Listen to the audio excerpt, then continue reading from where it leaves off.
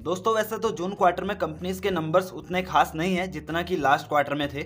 लेकिन एक चीज देखी गई दोस्तों कि जो लॉकडाउन की वजह से पिछले साल कंपनीज ने लॉस किया था वो सेकेंड लॉकडाउन में ना के बराबर देखने को मिला है। खास करके सीमेंट सेक्टर के स्टॉक्स। हालांकि अभी इस सेक्टर से एक ही कंपनी एसीसी के नंबर्स आए हुए हैं, बट इसके रिजल्ट्स को देखते हुए हमें लगता है कि अदर जो सीमेंट स्टॉक्स हैं उनके नंबर्स भी अभी अच्छे आने वाले हैं। तो मुझे लगता है अब अगर फार्मा सेक्टर के स्टॉक्स में से एग्जिट करके किसी एक पर्टिकुलर सेक्टर में हमें निवेश करना ही हो तो वो सीमेंट सेक्टर ही है। इस सेक्टर को हम सेक्टर ऑफ द सीरीज भी बोल सकते हैं। और आज मैं टोटल 6 स्टॉक्स लेके आया हूं जो अलग अलग सेक्टर से हैं, बट रिजल्ट्स एक साथ आए हुए हैं। तो चलिए दोस्तों वन बाय वन सभी स्टॉक्स के रिजल्ट्स को देखते हैं।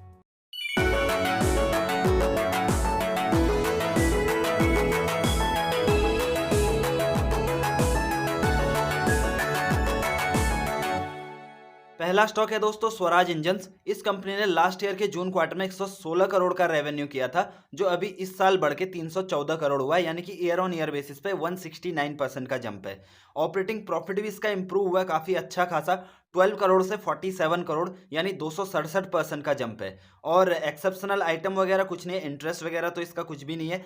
नेट प्रॉफिट की अगर बात करें 7.84 करोड़ था लास्ट ईयर के जून क्वार्टर में, अभी जो है 33.65 करोड़ हुआ है, यानी कि 329% का इसमें भी जंप है। ऑपरेटिंग प्रॉफिट मार्जिन भी इसके इंप्रूव हुए, 11% से 15% यानी 4% का इसमें भी जंप है। और दूसरा भी ऑटो एंसिलरी स्टॉक ही है दोस्तों, वो है राणे मद्रास। इसने भी पिछले साल के जून क्वार्टर के मुकाबले इस साल के जून क्वार्टर में काफी आउटस्टैंडिंग परफॉर्मेंस किया हुआ है। अगर मार्च क्वार्टर से भी अगर इसको कंपेयर करें तो 411 करोड़ का रेवेन्यू इसने मार्च क्वार्टर में किया था और जून क्वार्टर में 340 करोड़ का रेवेन्यू किया है। हालांकि रेवेन्यू में ग्रोथ इसकी कम हुई है, माइनस में 17% की ग्रोथ हुई है, बट ये एक लॉकडाउन का पीरियड था दोस्तों, ये भी हमें ध्यान रखना चाहिए। लेकिन सबसे अच्छी बात इसकी क्या लगी मेरे को कि लास्ट मार्च जो क्वार्टर था इसका, यहाँ पे इसने लॉस किया था 14 करोड़ का, लेकिन कम रेवेन्यू होने के बावजूद भी इस क्वार्टर में इसने प्रॉफिट किया 15 करोड़ का। ये एक अच्छी चीज इसमें देखने को मिली। ये इसका इसलिए हुआ क्योंकि एक्सेप्शनल आइटम में इसने 28 करोड़ का प्रॉफिट किया था इस क्वार्टर में, जून क्वार्टर में। इस वजह से इसका रेवेन्यू कम होने के बावजूद भी कंपनी प्रॉफिट में आ गई थी। ऑपरेटिंग प्रॉफिट की अगर बात करें तो इसमें भी 48% की डी ग्रोथ हुई है, 8.82 करोड़ से 4.52 करोड़ हुआ है।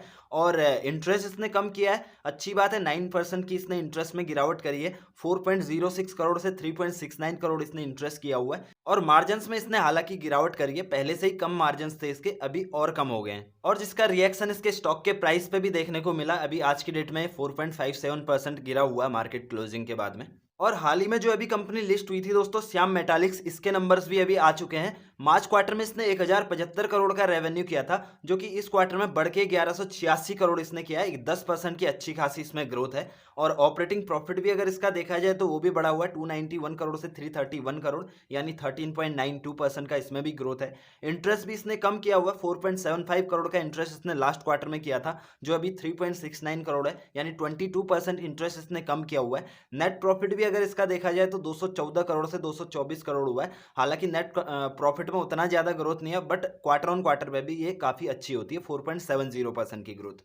ऑपरेटिंग प्रॉफिट मार्जिन भी इसके इंप्रूव हुए, हालांकि फ्लैट हम कह सकते हैं, 27.07% से मामूली से 27.97%, 0.90% की हल्की फुल्की ग्रोथ है इसमें। इसके साथ ही एक आईटी कंपनी न्यूजन सॉफ्टवेयर ने भी अपने रिजल्ट्स अनाउंस किए हैं। हालांकि पिछले साल के जून क्वार्टर से रेवेन्यू में अच्छा खासा ग्रोथ है, 132 करोड़ से 159 करोड़ इसका रेवेन्यू हुआ है, 20% का जंप है। But quarter on quarter basis पर अगर आप देखेंगे मार्च क्वार्टर के हिसाब से, तो अभी अच्छा खासा इसकी डी ग्रोथ हुई है। 200 करोड़ का रेवेन्यू था इसका मार्च क्वार्टर में, अभी जून क्वार्टर में 159 करोड़ हुआ है। जैसा कि हम देख रहे हैं कि आईटी कंपनीज में उतना ज्यादा लॉकडाउन का फर्क नहीं पड़ा है, बल्कि जो मार्च क्वार्टर से भी रेवेन्यू जो आईटी कंपनीज है उनके बढ़ के आ रहे हैं। तो ये इसके लिए एक नेगेटिव पॉइंट साबित हुआ, जिसका रिफ्लेक्शन आज इसके स्टॉक के प्राइस पे भी देखने को मिला। हालांकि ईयर ऑन ईयर बेसिस पर अच्छा दिखा रहा था, उसके बावजूद भी जो एक्सपेक्टेशन थी इससे लोगों की काफी ज्यादा थी, तो इस वजह से इसमें आज 5% का सर्किट भी लगा हुआ था लोअर साइड पे। ऑपरेटिंग प्रॉफिट अगर देखा जाए 15 करोड़ से 22 करोड़ हुआ है, 46% का जंप है। इंटरेस्ट अगर देखा जाए, ईयर ऑन ईयर की मैं बात कर रहा हूँ, इंटरेस्ट अगर देखा जाए 1.80 करोड़ से 66 लाख हुआ है, यानी 63% की गिरावट है इंटरेस्ट में, जो कि अच्छी बात है। नेट प्रॉफिट अगर देखा जाए 9.12 करोड़ से 21.60 करोड़ यानी 136% का ग्रोथ है। और ऑपरेटिंग प्रॉफिट मार्जिन भी इसके ईयर ऑन ईयर बेसिस पे इंप्रूव हुए, 11.79% से 14.27% यानी 2.48% का जंप है, जो कि अच्छा खासा है। इसके साथ ही दिग्गज कंपनी एशियन पेंट्स ने भी अपने रिजल्ट्स अनाउंस किए हैं। आपको हालांकि सामने सामने दिखेगा कि मार्च के क्वार्टर से जून के क्वार्टर में डी ग्रोथ हुई है, लेकिन ये लॉकडाउन का टाइम था दोस्तों, और लॉकडाउन के टाइम में भी इस हिसाब से इसने रेवेन्यू किया, कुछ ज्यादा खास इसको फर्क नहीं पड़ा है। जैसा एक्सपेक्टेशन थी, एक्सपेक्टेशन के हिसाब से और अच्छे इसने रिजल्ट्स दिए हैं, जिसका रिफ्लेक्शन आज इसके स्टॉक के प्राइस पे भी देखने को मिला। ये क्या होते हैं कि जैसे जो प्लांट एंड मशीनरी वाले जो प्रोडक्ट होते हैं ना, जो कंपनीज होते हैं, इनका क्या होता है कि इसका बहुत ज्यादा इंपैक्ट पड़ता है कि प्लांट ऑपरेट नहीं हो रहे हैं। ये आईटी कंपनीज की तरह नहीं है कि वर्क फ्रॉम होम कर लिया तो अब पेंट घर पे थोड़ी लोग बनाने के लिए ले जाएंगे, तो उसके बावजूद भी इस पे फर्क नहीं पड़ा, ये बड़ी बात है। ऑपरेटिंग प्रॉफिट अगर इसका देखा जाए 1318 करोड़ से 913 करोड़ हुआ है, कम हुआ है, 30% की गिरावट है इसमें। इंटरेस्ट इसने कम किया, हालांकि 28% की इंटरेस्ट में गिरावट करी है। नेट प्रॉफिट में भी इसके 33% की गिरावट हुई है। मार्जिन्स भी इसके गिरे हुए हैं, 3% की मार्जिन्स में भी गिरावट हुई है। लेकिन मार्केट को जो उम्मीद थी इसकी और ज्यादा गिरावट की थी, बट उससे कम ये स्टॉक गिरा है, ये एक अच्छी बात है कंपनी के लिए। अब हम उस स्टॉक के बारे में बात करेंगे दोस्तों जो हमारा मेन फोकस्ड स्टॉक है। इस सेक्टर के स्टॉक्स में क्यों इन्वेस्ट करना चाहिए इस बारे में भी बात करेंगे। मैं इसी कंपनी के ऊपर इन्वेस्ट करना है ऐसा नहीं बोल रहा हूँ, इस सेक्टर के जितने भी स्टॉक्स हैं जो फंडामेंटली स्ट्रांग है, कंडीशन ये अप्लाई है कि फंडामेंटली स्ट्रांग होने चाहिए, उनके ऊपर करना है। तो इसके बारे में बाद में बात करते हैं, पहले इसका रिजल्ट देख लेते हैं। 4,291 करोड़ का रेवेन्यू मार्च क्वार्टर में था, जून क्वार्टर में 3,884 करोड़ का रेवेन्यू, यानी मामूली सी 9% की गिरावट। लॉकडाउन में भी अच्छा किया इसने, रेवेन्यू में ग्रोथ नहीं करी तो डी ग्रोथ भी उतनी नहीं करी। ऑपरेटिंग प्रॉफिट इसका रेवेन्यू कम होने के बावजूद भी बढ़ा है, 860 करोड़ से 869 करोड़, 1.06% की, हालांकि मामूली ग्रोथ है बट ग्रोथ है। क्यों ये ग्रोथ है? क्योंकि मार्जिन इसके इंप्रूव हुए, 20.42% इसके मार्जिन थे मार्च क्वार्टर में, अभी के क्वार्टर में 22.81% इसके मार्जिन थे। इंटरेस्ट हालांकि इसने ज्यादा किया हुआ है, 11 करोड़ से 13 करोड़ इस क्वार्टर में पे किया हुआ है। नेट प्रॉफिट अगर इसका देखा जाए 562 करोड़ से 569 करोड़ हुआ, 1.22% की नेट प्रॉफिट में भी ग्रोथ है। अब उस बात पर आ जाते हैं दोस्तों कि क्यों इस पर्टिकुलर सेक्टर के स्टॉक्स को बाय करना है। देखो दोस्तों, ये शॉर्ट टर्म की मैं बात कर रहा हूँ, 6 महीने साल भर की एक टाइम होराइजन की, ठीक है। ये लॉन्ग टर्म इन्वेस्टमेंट की बात नहीं कर रहा हूँ। लॉन्ग टर्म इन्वेस्टमेंट तो अपने आप हो जाती है दोस्तों, जब मार्केट गिरता है उस टाइम पर हमको अपॉर्चुनिटीज मिल जाती हैं। लेकिन कुछ ऐसे सेक्टर्स भी होते हैं जहां 2-3 साल 4 साल के लिए डिमांड काफी अच्छी बनी रहती है, तो मार्केट उनको पूरा मतलब अपॉर्चुनिटी लेता है उनमें। हमने देखा मेटल सेक्टर के जो स्टॉक्स हैं अपने मार्च के लो से ऑलमोस्ट 6 गुना 7 गुना हो गए। लास्ट ईयर के मार्च के लो की मैं बात कर रहा हूँ, जहां पे बॉटम बनाया था मार्केट ने। और इनकी अगर बात करें, उतना इनमें ग्रोथ नहीं आई हुई है अभी, तो हम कह सकते हैं इसमें अभी अपॉर्चुनिटी हमारे पास में बची हुई है।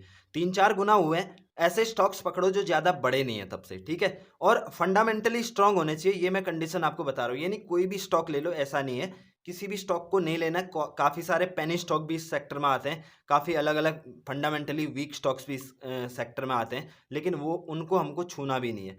और मेटल सेक्टर में तेजी का रीजन क्या है? इंफ्रास्ट्रक्चर वगैरह डेवलप हो रहा है, इस वजह से उसमें तेजी है। तो इंफ्रास्ट्रक्चर डेवलप हो रहा है तो मेटल के साथ साथ में सीमेंट की भी तो डिमांड उतनी ही रहेगी, और इसकी डिमांड रहेगी। और दूसरा, अभी क्या है, रियल एस्टेट की जितनी भी कंपनीज हैं वो इस टाइम में उतना ज़्यादा डेवलपमेंट नहीं कर पा रही थी, ऑपरेशंस उनके बंद हुए थे, गवर्नमेंट से उनको अथॉरिटी नहीं मिल रही थी, या कुछ उस लोकल एरिया में पर्टिकुलर कोई प्रॉब्लम हो रही थी उनको। तो अभी क्या है, वो भी अपने ऑपरेशंस वगैरह चालू करेंगे। और इस बीच में जिन लोगों ने पैसा रोक के रखा हुआ है, यानी कि 1-2 साल के बीच में जिनकी घर लेने की प्लानिंग थी और किसी रीजन की वजह से उनने ले नहीं पाए, तो वो अभी और ज्यादा इस चीज को बूस्ट देंगे, क्योंकि उनका तो प्लान था ही ना पहले से ही। अभी क्या है, डिमांड रियल एस्टेट में काफी अच्छी डिमांड आने वाली है इस टाइम पे, और रियल एस्टेट में डिमांड आएगी तो ऑब्वियस सी बात है कि सीमेंट सेक्टर में और मेटल सेक्टर में और तेजी अभी बची हुई है। मेटल के बजाय मैं ये कहूंगा कि सीमेंट सेक्टर पे फोकस करने को अभी, और पोजिशनली इसको आप कर सकते हैं इस सेक्टर में प्ले 1 साल 6 महीने के लिए। अच्छी कंपनी आपको अपने हिसाब से ढूंढनी है, किस कंपनी में आपको इन्वेस्ट करना है आपको अपने हिसाब से ढूंढना है। अगर किसी पर्टिकुलर कंपनी, कोई पर्टिकुलर कंपनी आपको मिलती है और आप चाहते हैं कि मैं उसके ऊपर में वीडियो बनाऊं, तो आप कमेंट कर सकते हैं, मैं उसके ऊपर में भी वीडियो बना के आपको बता दूंगा कि किस तरीके के इसके फंडामेंटल्स हैं, जिसके हिसाब से फिर आगे आप डिसीजन ले सकते हैं। और ये राइट साइड में जो प्लेलिस्ट है ये आप चेक कर सकते हैं, जो फंडामेंटली स्ट्रॉन्ग कंपनीज है उनके बिजनेस मॉडल को समझने के लिए, और अभी प्रेजेंट टाइम में किस कंपनी में इन्वेस्ट करना है अगर वो जानना है तो लेफ्ट वाला वीडियो आप देख सकते हैं। और चैनल को सब्सक्राइब करने के बाद में बेल आइकन जरूर प्रेस कर लीजिए। Thank you so much for watching this video till the end. Thank you.